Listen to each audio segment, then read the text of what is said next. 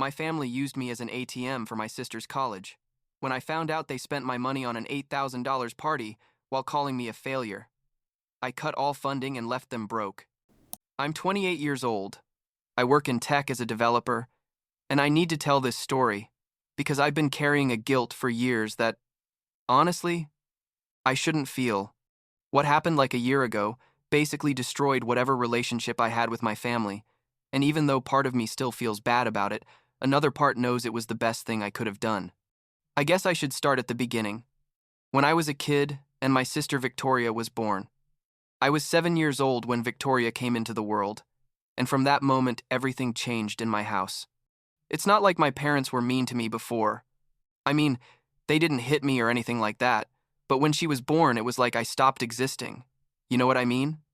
Suddenly everything revolved around the baby, and I understood that at first because, well, she was a baby. She needed attention. But the problem is that dynamic never changed. Victoria grew up being the center of the universe for my parents, and I became the invisible son, the one who was there but didn't matter as much. My grandparents, rest in peace, were the only ones who really cared about me during those years. My grandpa took me to play baseball on Saturdays. My grandma taught me how to cook and always asked how I was doing in school. They were my refuge. You know, the only place where I felt like someone actually saw me. Growing up, the differences became more obvious. Victoria got good grades and my parents rewarded her with gifts, outings, whatever. I also got good grades, sometimes better than hers, but when I showed them my report card it was like, "Oh, that's nice, son," and they kept watching TV. Victoria wanted piano lessons. They paid for them.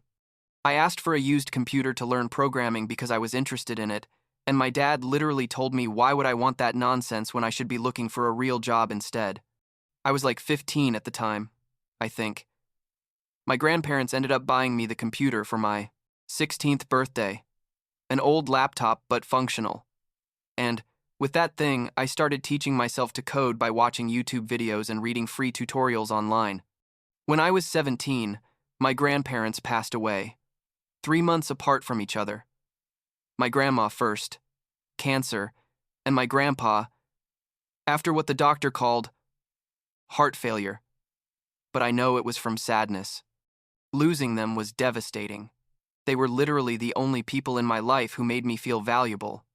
At the funeral, my mom didn't even ask how I was doing, but she spent an hour consoling Victoria, who had barely spent time with them. That hurt more than I can explain, but I was already used to that kind of thing. The next year, I finished high school, and the whole college conversation started. Victoria was still in school. She was 11 years old, but my parents were already talking about how they were going to save up to send her to the best university that would accept her.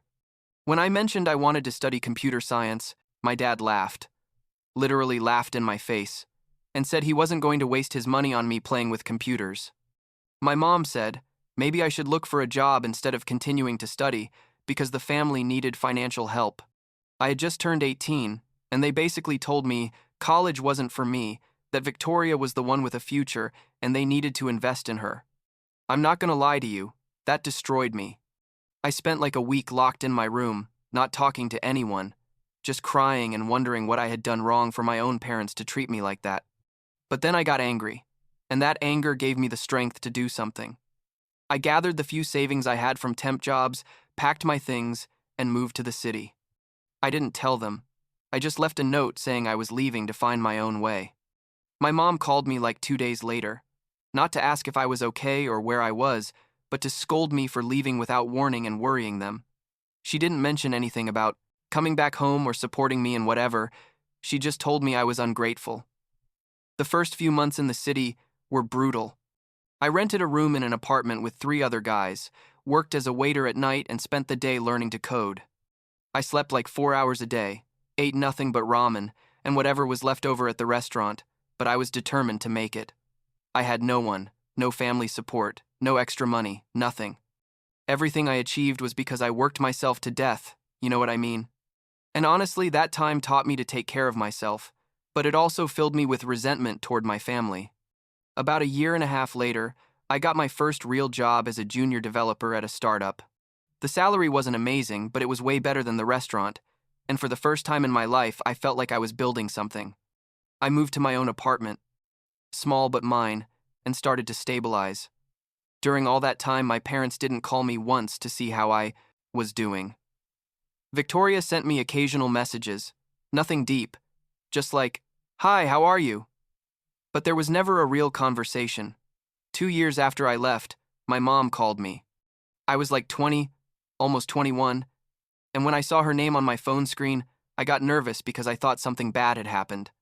I answered, and after an awkward hello, she told me they needed help with the house expenses. My dad had to do some expensive repairs, and they were short on money. Could I send them something? They literally hadn't talked to me in 2 years. They didn't know where I lived exactly, what I did, if I was okay or not. Nothing. And the first thing they asked me for was money. I told her I didn't have much, but that I could send something. And I ended up sending them like the equivalent of a week's salary. I thought it would be a one-time thing, but no. The next month she called me again asking for more. And the next. And the next. It became a monthly thing. My parents expected me to send them money every month, and if I didn't, my mom would call me and make me feel guilty. She'd say things like, "I thought you wanted to help us," or "Your sister misses you a lot, but she's sad that you don't care about the family." It was pure manipulation. But I fell for it because I still had that hope that maybe if I helped them financially, things would get better between us. That maybe they'd see me differently. The years went by like that. I kept growing professionally, changed jobs twice, each time earning more, and every time I earned more, my parents somehow found out and started asking for bigger amounts. They never asked about my life, if I had a girlfriend, about my achievements at work. Nothing. The conversations were always about what they needed, and when I was going to send them the money, Victoria by then was in high school, according to my mom getting straight A's and being the perfect student. When the few times I talked to her on the phone, you could tell my parents had filled with her head with the idea that she was special, and I was just the brother who left and now sent money. When Victoria was 18 and I was 25, everything escalated to another level. They called to tell me Victoria had been accepted to a very prestigious law school, and they needed help paying for tuition and expenses. My dad told me, literally these words, "Your sister has a bright future, and you have the opportunity to be part of that by helping her." And he didn't mention anything about how I had paid for everything myself, how I hadn't had that opportunity, nothing. Just that Victoria deserved to go to that school, and I had to help. The tuition was expensive.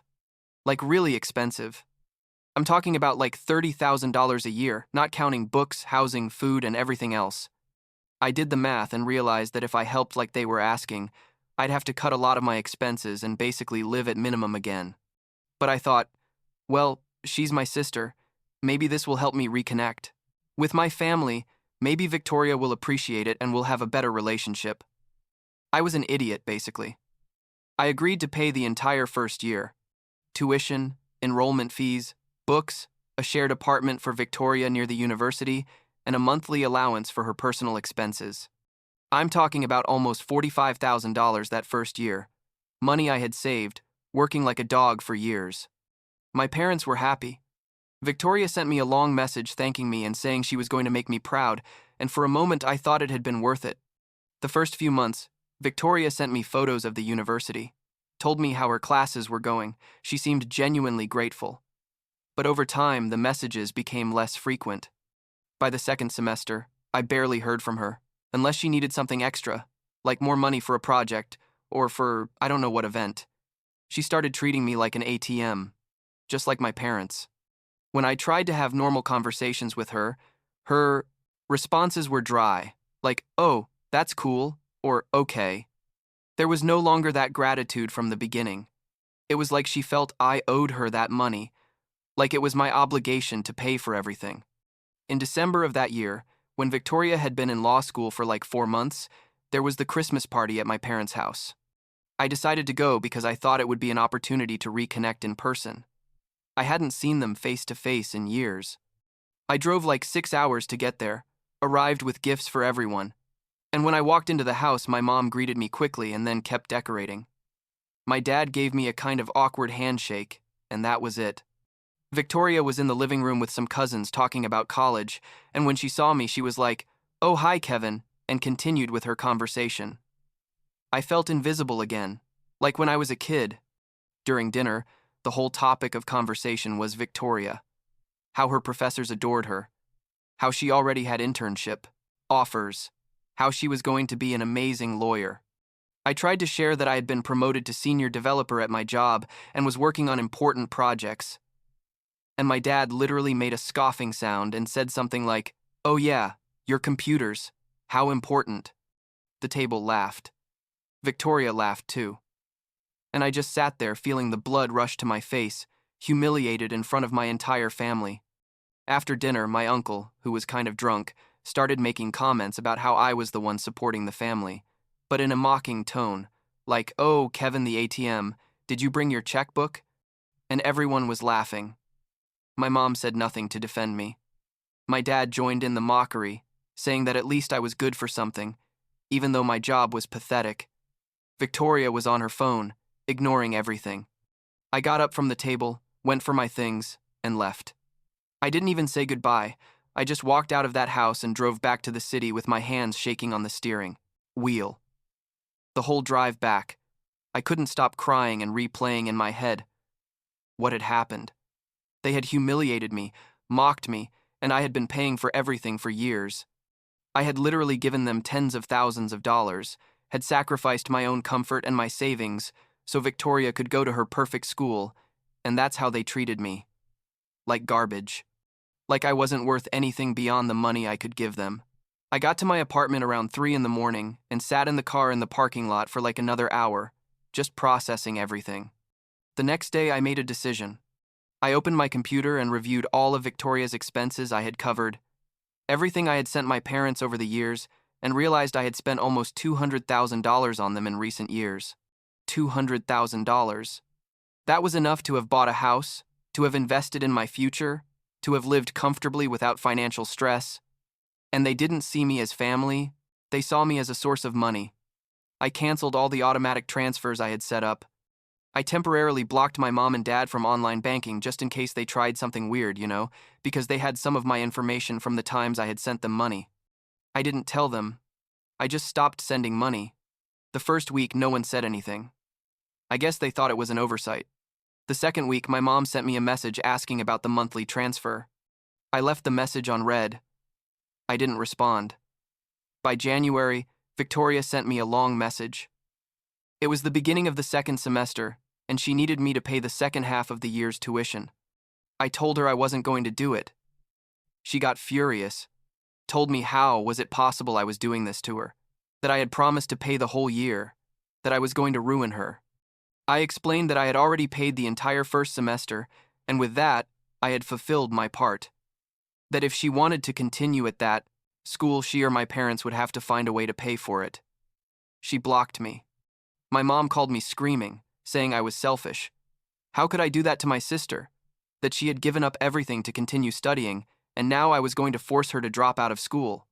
I told her Victoria was an adult, just like me. That if I had been able to get ahead on my own, she could too, and that I was no longer going to be their source of money. I hung up and blocked her number. The following months were chaos with messages from unknown numbers, emails from my parents, even cousins I hadn't seen in years, trying to contact me to tell me to reconsider. They told me I was destroying Victoria's future, that I was a bad brother. How could I be so cruel? No one, not a single person, asked me why I had made that decision or how I felt. They only cared about the money they weren't going to receive anymore. Victoria couldn't pay for the second semester. She tried to get student loans, but apparently, my dad had bad credit and couldn't be her co-signer, and she didn't have enough credit history to qualify on her own. She looked for part-time jobs but didn't find anything that paid enough. According to what I found out later, from some messages she sent to a cousin, and he forwarded to me trying to make me feel guilty. Victoria started failing classes because she was stressed and depressed about the financial situation. By March, she had failed 2 important subjects, and they put her on academic probation. By May, she decided to drop out of law school and move back home with my parents. But when I found out she had dropped out, I'm not gonna lie, I felt bad. a part of me felt guilty, you know? Like I had ruined her future. But another part, the more rational part, knew it wasn't my responsibility to support my adult sister in an expensive school she couldn't afford. I had never had that help. I had made it on my own, and it wasn't fair for them to expect me to sacrifice my entire life for her just because she was my parents' favorite. Victoria went back to the small town, and according to what I heard, she got a job at a department store. My parents were furious with me. The whole family blamed me for Victoria's failure. No one mentioned that Victoria had also failed classes on her own, or that my parents could have saved for her education instead of spending on other things for years. I was the only villain in the story. About 6 months after all that, in October, my dad called me from a number I didn't have blocked. I answered without thinking, and when I heard his voice I almost hung up, but something in his tone stopped me. He sounded desperate. He told me he needed to talk to me, that it was important. I told him he had 5 minutes. He told me he had been fired from his job. Apparently he had a heated argument with his boss, things got physical, and they fired him without severance for violent conduct in the workplace. He had been 3 months without finding a new job. My mom worked, but her salary barely covered the basics. Victoria didn't earn enough, and they were about to lose the house. He asked me for money. No, wait, he begged me for money. He said he needed me to lend him to catch up with the mortgage, or they were going to kick them out of the house in less than a month. I asked him how much he needed, and when he told me the amount I almost choked. He was asking for like $15,000. I told him no. That I didn't have that money to give him. Which was a lie because I did have it saved. But I was no longer willing to keep financing a family that treated me like garbage. My dad started crying on the phone. He told me I was his only hope, that if I didn't help them they were going to be on the street, that Victoria would suffer too. I told him they had never helped me when I was starting out and now it wasn't my problem. I hung up. I don't know what happened with the house. I blocked all the numbers, blocked all the emails. I even closed my social media so they couldn't contact me there. I disappeared from their lives completely. The guilt ate at me for weeks. There were nights when I couldn't sleep, thinking that maybe Victoria was really suffering, or that my parents really could end up homeless.